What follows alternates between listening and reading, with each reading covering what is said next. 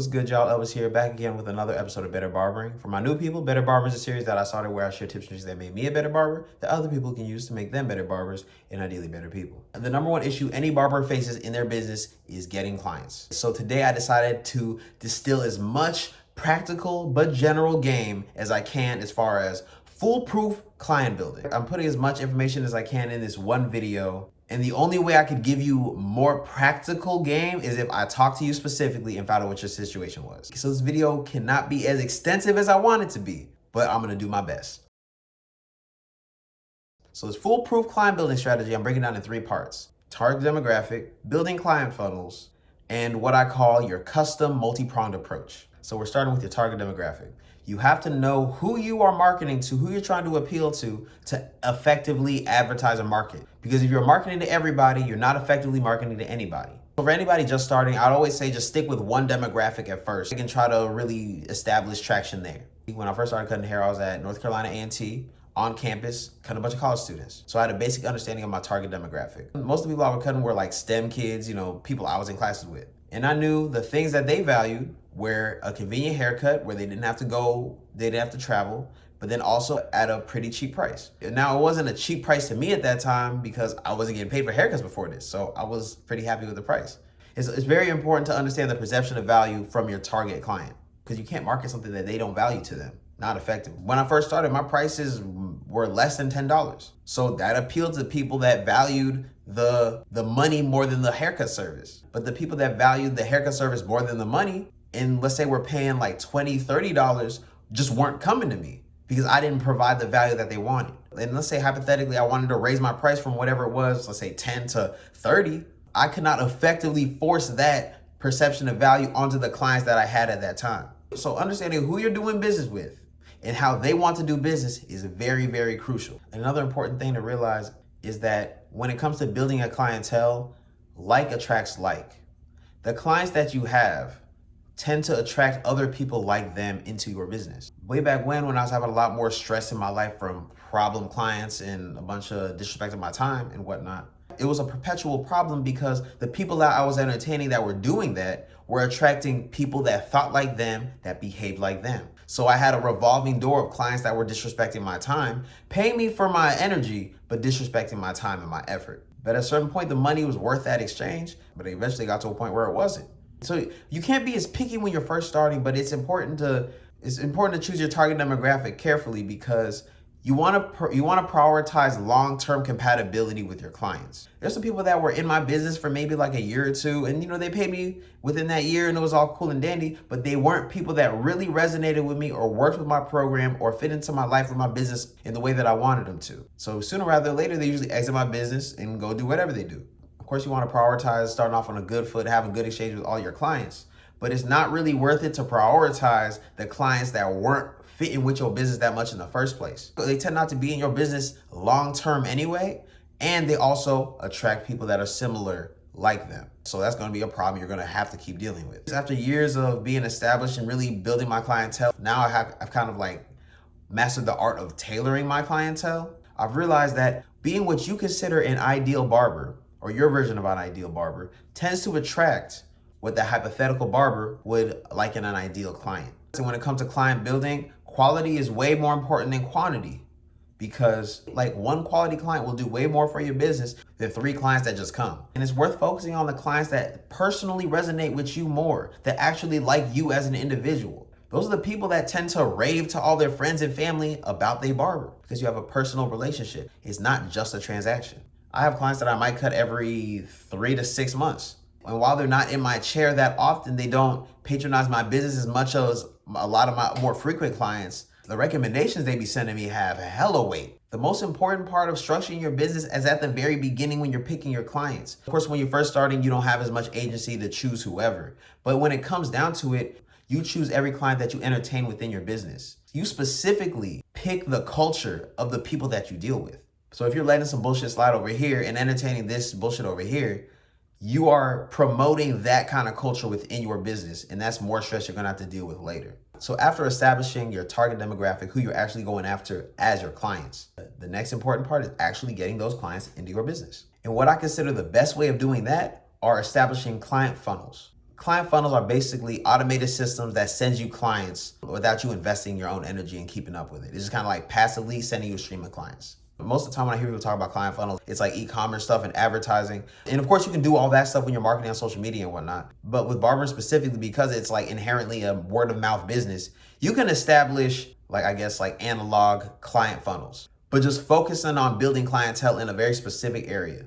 For example, when I was cutting hair at A&T, everybody that knew me at A&T knew I cut hair. Of course, because I talked to people about it, but what really helped me was I capitalized on my social media presence. I say social media is the #1 client funnel for barbers because it's effectively a catalog with all your stuff up there. People see your work and like what you represent, they can just book their appointment with online booking. It's just being involved in a specific community and building relationships with people there. I was politic with people on campus, in organizations here and there. Of course, I talk to people about it, but one thing that's very different about how I go about getting clients is I don't like cold approaching anybody. I'm really anti-cold approach. Like walking up on somebody, oh, here's your business card. I did that. That shit is not effective. It's kind of like similar to cold approaching a female. The chance that you specifically fit what she specifically wants are very, very low.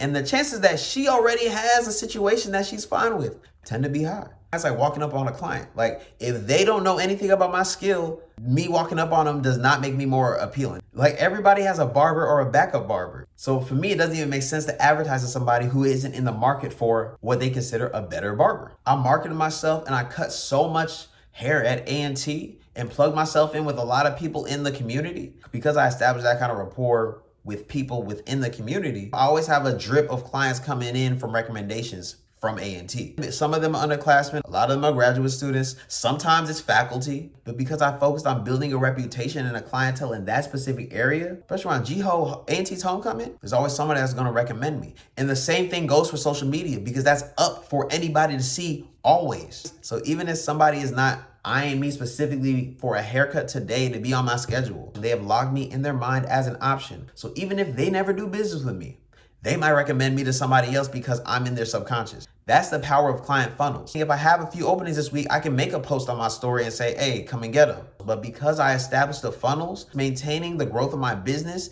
is super, super chill. I don't have to spend time and energy actively pushing to get new clients all the time. And because I focus so much on quality over quantity, my client retention is high. So it's low-key hard for a lot of new clients to even get availability because my old clients keep taking up the same spots.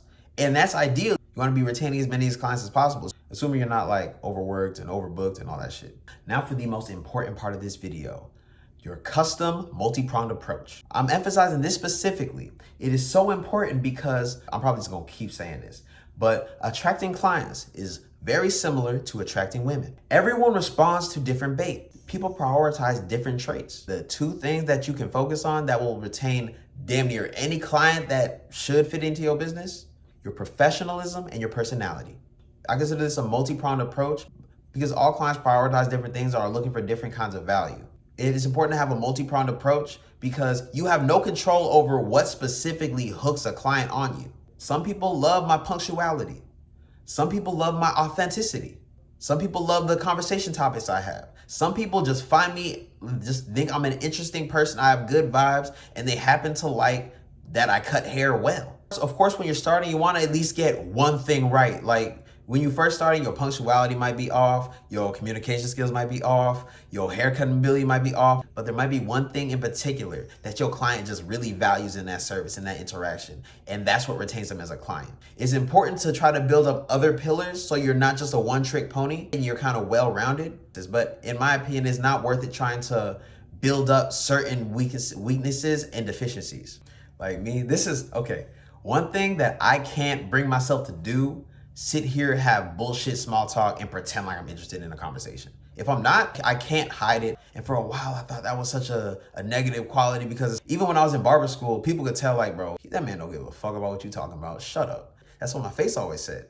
There was a point in time where I was doing a lot of masking. Well, even though they're talking about some bullshit, don't seem disinterested because you want to make your client feel good. But then I realized having like those small talk, low level interactions was draining me more than anything. I really do not care to have small talk with people. If neither of us is either intellectually or emotionally engaged in what we're talking about, the fuck we talking for?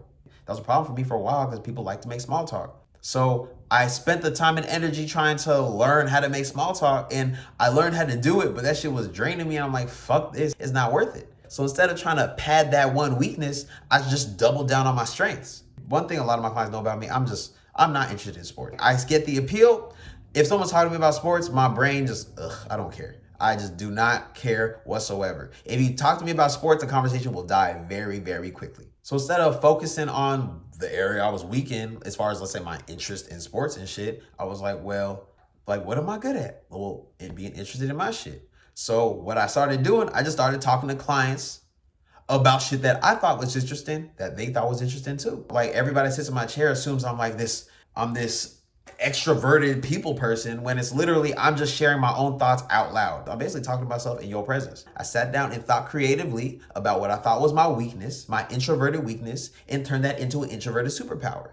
And me focusing on, like, to say, expressing my internal thoughts, that's turned into a skill set with this content. It's very important to take like an inventory of your strengths and weaknesses and try to structure your business or your art, whichever way you're looking at barbering or whatever your craft is for real, because you can interchange barbering with whatever your craft is, honestly. Take inventory of what you're good at and what your aptitudes are, and then just lean into those. And if you just lean into those and leverage those within your business, within your art, it's going to give it your own personal flavor, but you're also turning it into something that structurally fits into your life and who you are. That's what I think is a real key to all this. It's not hard to find clients. There's hella people that need haircuts. Until the human population is out of here, there will always be somebody that can do business with you if you're a barber. But finding the clients that fit into your life, that are conducive to like your goals and your direction and all that, that's the difficult part. It's all about understanding the purposes and the benefits you're trying to get out of your craft and working on complementary skills that are going to push you further in that direction. You know, a complementary skill I had to learn that helped me get new clients was my communication skills, my marketing, let's say photography. If I'm keeping it a stack, the number one complementary skill that allowed me to get more clients, building my self-awareness. Haircuts are all kind of the same. Most people cannot tell the difference between a good haircut or a great haircut. The only real distinguishable difference is how they feel in and out of the chair, because I've tailored my own specific multi-pronged approach where my professionalism is on point, my skills are on point, my personality on point. Whenever a client comes in, it doesn't matter what they want, I got something for them. They're gonna get hooked somewhere, especially if they were recommended by a client that was already my client, because they were already hooked, and they're more than likely, those clients are gonna be similar people. So just through this client building strategy, so I've taken so much stress out of my life when it comes to maintaining and growing my business. I used to think I had to be on call. If clients hit me up, it's a DM or a text at a respectable hour. I don't have none of the problems I used to have, but that's because I was very intentional about the process of bringing clients into my business. This video got way longer than I expected it to, but quick hack, if you're a barber that does cold approach clients sometimes, or you just in public and you want something that's a good conversation starter to just plug your business, I recommend getting some kind of branded apparel or some kind of barber paraphernalia or whatnot. Like this hat I got, it has my little, my Cuts by Elvis logo. I got this shit made maybe 4 years ago, but it also got my Instagram right here. But I realized people can only see that if they happen to be taller than me. But this hat started a bunch of conversations with people that ended up being my clients, let's say in class or on campus or whatnot. And also this shirt, this is my favorite shirt. It says barbers are essential. My big homie Steve got this made around like the pandemic, with shops are closed and whatnot. And that's a great conversation piece whenever I'm out, because people are like, hey, you damn right, barbers are essential. You a barber? Yes, sir. Yes, sir. Here's my card. I don't really be giving out cards like that. People tend not to respect business cards the same. I plug my IG, I plug my social media. And the time it takes for somebody that's on your radar to become your client can be a really long time. You can have a potential client for a really long time. I've had many clients that come in the chair, and I like to ask people how they found me. And like a lot of people have been like, oh, I've been following you for like 5 years. The stars aligned and I was in the city and I could get a cut. I'm like, hey, shit, appreciate you, my guy. Ooh, this is a long video. I appreciate y'all watching. If y'all got any game, got any value, please like and subscribe. If there's any complimentary gems y'all want to add, go ahead and drop them in the comments. Everybody would appreciate it, I guarantee you. If you haven't already followed me, go ahead and follow your boy on Instagram as well as TikTok at Better Barbering as well as at Cuts by Elvis. Thanks again. Until next time, Craft Over Clout, I'm out.